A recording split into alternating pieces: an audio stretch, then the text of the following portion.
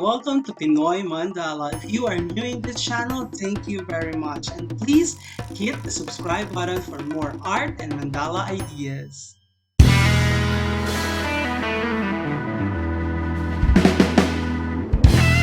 Today, I'd like to invite you to watch my creative process for this artwork.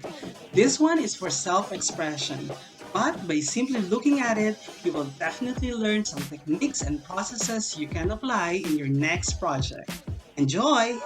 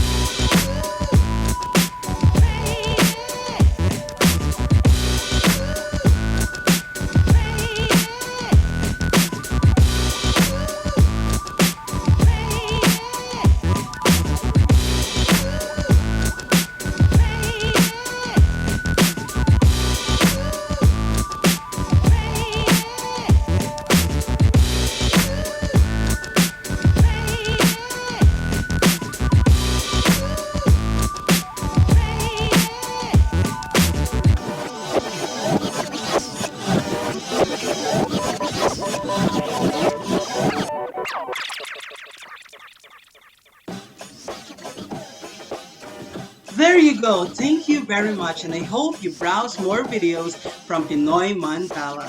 Don't forget to share it to your friends too. Salamat!